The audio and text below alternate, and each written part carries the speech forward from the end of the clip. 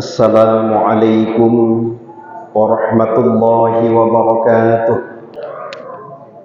Alhamdulillah alladzi amarna bil adli wal ihsan wa nahana 'anil fahsya'i wal haram. Wassalatu wassalamu ala sayyidina Muhammadin sayyidil anam wa ala alihi wa sahbihi dawil huda wal furqan. Amma ba'd. Rabbi shrah li sadri wa yassir li amri wahlul 'uqdatam min lisani yafqahu qawli. A'udzu billahi minasy syaithanir rajim. Bismillahirrahmanirrahim. Ya ayyuhalladzina amanu qu anfusakum wa ahlikum nar. Lantunan puji dan syukur kita persembahkan kehadirat Allah Subhanahu wa ta'ala yang masih memberikan taufik dan hidayat sehingga kita selalu dalam iman dan Islam. Salawat salam ke pangkuan Nabi Muhammad sallallahu alaihi wasallam, juga kepada keluarga dan sahabat beliau sekalian. Ya ulun tuan muliakan abi imam syekh masjid, ya ulun tuan muliakan seluruh pengurus masjid, guru-guru ulun tuan, alim ulama dan cendekiawan muslim yang ulun tuan muliakan, serta hadirin jamaah Jumat yang dimuliakan Allah Subhanahu wa ta'ala. Alhamdulillah, kita bersyukur kepada Allah bahwa pada hari ini kita telah berada pada 4 Zulkaidah, di mana sebagaimana kita ketahui bersama bahwa Zulkaidah ini merupakan bagian daripada bulan haram di sisi Allah. Maka kiranya tema yang akan khatib sampaikan pada kesempatan yang mulia ini tentang amar ma'ruf dan nahi mungkar di bulan yang diharamkan oleh Allah. Kaum muslimin jamaah Jumat yang dimuliakan oleh Allah, bulan haram adalah bulan mulia. Bulan haram adalah bulan yang khusus di sisi Allah, sebagaimana tersebut dalam surah At-Taubah ayat 26. Inna iddatash syuhuri 'indallah isna asyara syahran fi kitabillah. Sesungguhnya bilangan bulan di sisi Allah ada 12 bulan. Kemudian pada akhir-akhir ayat Allah mengatakan minha arba'atun hurum. Di antara 12 bulan tersebut ada 4 bulan haram. Dan di antara keempat bulan haram tersebut terdiri daripada Muharram, Rajab, Zulkaidah dan Zulhijjah. Maka apa yang harus kita lakukan di bulan Zulhijjah? Terlebih ini sudah masuk awal daripada Zulhijjah atau tanggal 4 Zulhijjah. Pertama, kita didik anak kita untuk menyampaikan bahawa bulan Zulkaidah ini atau 4 Zulkaidah ini, pada bulan Zulkaidah ini termasuk daripada bulan haram. Haram yang dimaksud di sini adalah bulan mulia. Mulia yang dimaksudkan oleh alim ulama, setiap amal ibadah yang dilakukan dilipat gandakan kebaikan-kebaikannya. Begitu pula setiap dosa yang dilakukan diberatkan daripada dosa tersebut. Maka ulama sangat berpesan kepada kita untuk sama-sama kita didik anak kita untuk menghindari maksiat di bulan Zulkaidah ini. Dikarenakan kemuliaan demi kemuliaan Allah turunkan di bulan Zulkaidah ini. Yang pertama, bulan Zulkaidah adalah awal daripada perjalanan ibadah haji. Ibadah haji ada 2 bulan, pada Zulkaidah dan Zulhijjah. Nabi Muhammad sendiri melakukan perjalanan ibadah haji diawali daripada Zulkaidah. Dan Nabi Muhammad melakukan umrah pun pada bulan Zulkaidah. Artinya bulan ini oleh anak-anak kita, oleh diri kita harus menganggap sebagai bulan mulia untuk menambah ketaatan, memperbanyak amal ibadah, terlebih ibadah-ibadah yang diistimewakan. Bagi orang yang sedang melakukan perjalanan umrah, Mungkin mereka bisa menggapai kelebihan-kelebihan di saat umrah. Bagi orang yang akan bersiap-siap melakukan panggilan ibadah haji, mungkin mereka akan melakukan berbagai macam kelebihan dalam perjalanan ibadah hajinya. Bagi kita yang berada di kampung halaman, yang melewati Zulkaidah dengan ibadah-ibadah biasa, kiranya terus meningkatkan amal ibadah pada bulan-bulan yang diharamkan oleh Allah Subhanahu wa ta'ala. Dan mungkin juga yang harus kita ketahui, kita sampaikan kepada keluarga-keluarga kita, bahwa bulan Zulkaidah ini bukan bulan malang, bukan bulan untuk dibatasi segala sesuatu amal ibadah, perbuatan-perbuatan baik seolah-olah tidak bisa dilakukan. Ini salah. Ini adalah pemahaman yang salah. Kalau orang Jawa bilang bulan Zulkaidah ini bulan api, orang Aceh bilang bulan Zulkaidah ini adalah bulan perapi, yang bermakna seolah-olah pada bulan ini banyak hal yang tidak bisa dilakukan, termasuk ada orang tua yang takut untuk menikahkan anaknya di bulan Zulkaidah ini, beranggapan bahwa bulannya hanaget, padahal bulan Zulkaidah disebut dengan bulan haram. Yang harus betul-betul dihindari adalah kemaksiatan. Kita tahu bersama bahwa kita sebagai warga kota Luk Sumawe yang selalu mengagungkan ati'ullah wa ati'ur rasul wa ulil amri minkum, taat kepada Allah, taat kepada Rasul, dan taat kepada pemimpin-pemimpin kita. Andai ketiga hal ini kita lakukan ketaatan, terlebih meningkatkan ketaatan bak bulan-bulan harim laganya, long rasa kita termasuk orang mulia. Contoh kecil, pemerintah kota Luk Sumawe menyuruh kepada kita buang sampah pada tempatnya, hidup bersih tanpa sampah yang berserakan, karena umat Islam juga diarahkan seperti demikian. Andai ada sampah yang kena air terpercik ke baju dan ke celana, maka tidak sah salat. Maka sampai begitunya umat Islam harus hidup yang bersih. Maka perintah buang sampah pada tempatnya ternyata bukan perintah Bapak Wali Kota saja, akan tetapi itu perintah dari agama Islam itu sendiri. Bahkan bagaimana cara bersih, kemana kita harus meludah, apapun semua diajarkan di dalam Islam. Berikutnya tentang berbusana. Kita sudah digalakkan sweeping busana oleh WH. Pertanyaannya, apakah pemakaian busana bagi laki-laki atau berpakaian bagi perempuan itu cuma ingin terlepas daripada sweeping WH? Tidak. Kita ingin terlepas daripada azab kubur. Kita ingin terlepas daripada mahkamah Allah.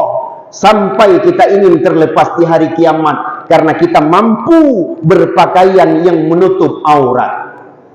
Jangankan untuk terlepas dengan malaikat, jangankan untuk terlepas urut kiamat, elok semawe tajak itu mengtueping tu, elok semawe tajak itu menggelop di manusia, apalagi dengan hukuman Allah, apalagi dengan pemeriksaan mungkar wa nakir, apalagi dengan pemeriksaan para pintu syurga ataupun pemeriksaan di hari kiamat di mahkamah Allah. Kita bisa saksikan bersama parahnya pemahaman terhadap berbusana yang sesuai syariat. Bapak-bapak banyak yang tidak menutup aurat sampai menutup mata lututnya. Ibu-ibu banyak yang tidak memakai pakaian yang sesuai dengan syariat, tidak membungkus aurat. Semua itu bukan perintah wali kota dan gubernur, akan tetapi perintah Allah Subhanahu wa ta'ala. Ya ayyuhalladzina amanu qu anfusakum wa ahlikum nara. Hai orang-orang beriman, betul-betul kita harus menjaga diri, lepaskan diri daripada api neraka. Jaga keluarga kita, lepaskan keluarga kita daripada api neraka. Salah satunya dikatakan di situ, termasuk menjaga istri-istri kita dan menjaga anak-anak perempuan kita untuk menutup aurat, untuk melaksanakan amar ma'ruf dan nahi munkar. Sedikit kita sentil tentang amar ma'ruf dan nahi munkar. Setelah kita melihat fenomena berpakaian, ada lagi fenomena di dalam nahi munkar selama ini, yang mungkin baru terkuak di ibu kota atau di Banda Aceh, terhadap hal-hal asusila yang dilakukan oleh pemudi-pemudi Aceh dengan hal-hal yang tidak etis tersebut. Rasanya sebagai orang tua, mari kita kembali kepada satu hadis baginda Rasulullah sallallahu alaihi wasallam. Salah satu ya Ali la tuakhirhunna. Baginda Rasul mengingatkan Sayyidina Ali, wahai Sayyidina Ali, jangan engkau takhirkan 3 hal. 3 hal jangan pernah engkau tunda-tunda. Mungkin yang pertama, as-salatu idza atat. Kalau sudah tiba waktu salat, Ali, jangan engkau tunda. Wal janazatu idza hadarat. Kalau sudah ada jenazah, lakukan fardu kifayah. Mandikan, kafankan, kemudian solatkan dan kuburkan jenazah tersebut. Hanya 3 hal yang bisa kita tunggu untuk otopsi, untuk merumuskan hukum, kemudian berikutnya untuk menunggu ahli waris, dan yang terakhir adalah paling kurang untuk menunggu jamaah 40 orang salat jenazah. Itu pun berbeda pendapat ulama. Yang ketiga, wal ayyimu idza wajadat kufu'a. Nikahkan wanita, nikahkan anak kita apabila sudah memiliki calon yang kufu'a, yang setara ataupun yang sesuai. Setara ini tidak harus setara ekonomi. Setara untuk menikahkan anak gadis kita tidak harus setara dalam pendidikan. Setara yang dimaksud adalah sama arah, sama-sama cinta, sama-sama memiliki keimanan, sama-sama ada sholat, sudah cukup untuk menjadi label kufu'a atau setara untuk menikahkan anak perempuan kita. Menikahkan anak perempuan hal yang sangat, jangan ditunda-tunda. Apalagi harus menunggu tahun depan, karena sunnah bernikah bulan Syawal, hari Jumat di masjid. Tunggulah Syawal depan. Apa yang dilakukan oleh anak gadis kita? Terus berzina mata, terus tidak bisa menjaga hatinya untuk mengingat Allah karena terhindar oleh sebab cintanya kepada manusia. Maka itu harus disegerakan. Ada fenomena yang menjadikan sekarang sulit untuk melakukan pernikahan akibat mahalnya mahar. Ingat, tidak ada rasanya hadis yang mengatakan bermahal-mahallah mahar. Yang ada kita dapati hadis adalah sebaik-baik daripada mahar tersebut adalah mahar yang paling murah atau yang paling ringan. Itu yang disebutkan dalam riwayat Al-Hakim, bahkan merupakan syarat hadis sahih oleh Bukhari dan Muslim. Dikatakan di situ, sebaik-baik mahar adalah mahar yang ringan. Kalau itu pesan Nabi, inginkah kita menzinakan anak kita secara terhormat hanya dengan label tunangan yang pada dasarnya tunangan tersebut harus disembunyikan? Ya, dalam kitab fikih tunangan yusom hanggebi pedih bagop, karena tunangannya akan terjadi tuhmah, akan terjadi hasud orang lain yang tidak ingin mereka menikah, akan timbul fitnah dan sebagainya. Tunangan yusom kan tunangan lagi pesta pernikahan di rumah yang harum. Setelah tunangan kita lakukan, marilah bersiap-siap untuk legowo. Sang pihak wali meringankan mahar, sang pihak lelaki bismillah untuk mencari nafkah, persiapkan mahar. Tidak tergantung pada mahalnya. Oke, sang lintu baru kagak persiap mahal. Yang terjadi sekarang adalah pihak wali, ada wali yang masih berpemahaman menyotret menikah, beeleka pegat pesta, beeleka menikah menyotret pesta. Seolah-olah walimatul urus, seolah-olah pesta walimah tersebut bagian daripada kewajiban. Ketika tidak ada walimatul urus, jangan nikah dulu. Itu hal yang keliru dan salah. Bahkan di masa Nabi, walimatul urus disunatkan malam hari. Terhadap beberapa orang saja sudah sah untuk melakukan kenduri ataupun pesta. Adapun nikah disegerakan bagi anak wanita kita. Pertama, terlepas fitnah. Kedua, terlepas zina. Ketiga, terlepas tanggung jawab kita sebagai ayah terhadap maksiat yang dilakukan oleh wanita-wanita kita. Menyomenan ilmu fikih yang telah kita pelajari bahwa mahar misil baiknya tapi pikir lom jino. Punya mahar misil kakak ji 15 manyam, punya mahar misil adik ji 10 manyam atau mak ji 15 manyam. Kita pakai sekarang, rasanya tidak ada anak muda yang sanggup untuk menikah. Tetapi apa salahnya kita turun pada gram 15 gram, 10 gram.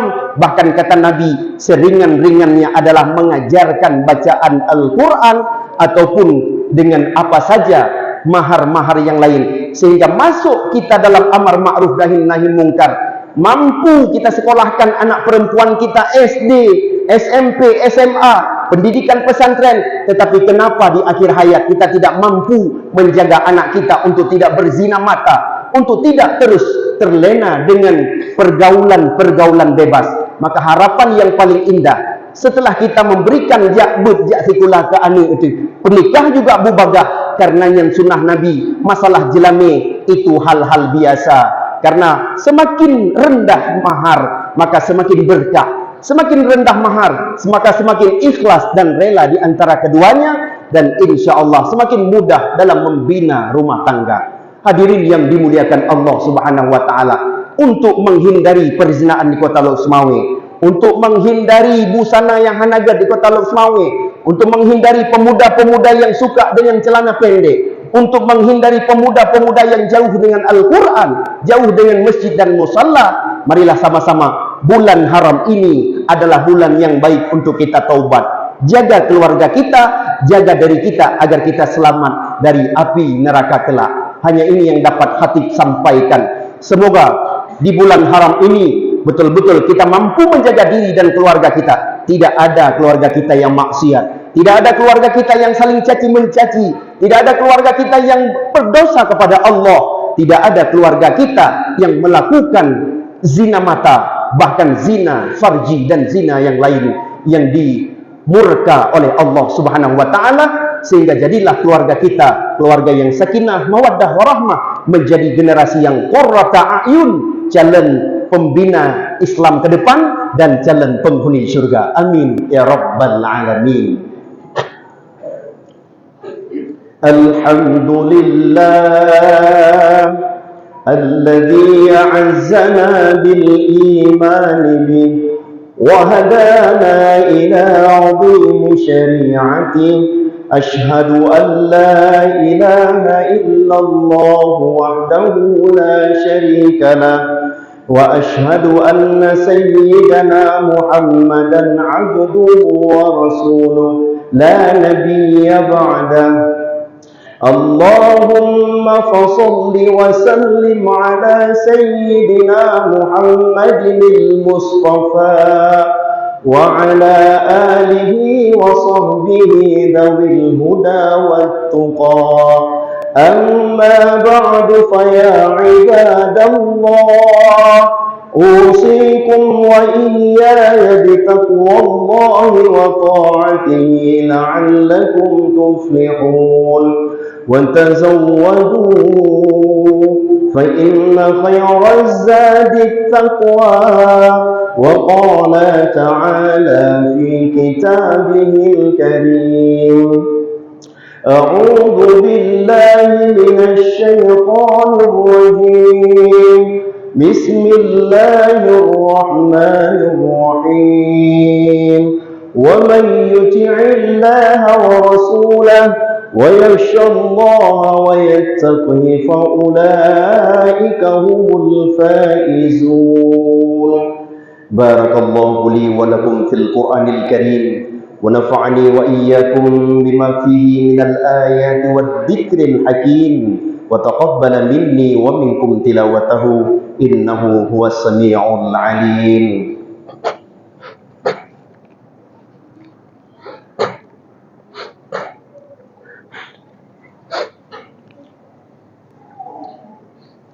Alhamdulillah الذي نستعينه ونستغفره ونعوذ بالله من شرور أنفسنا ومن سيئات أعمالنا.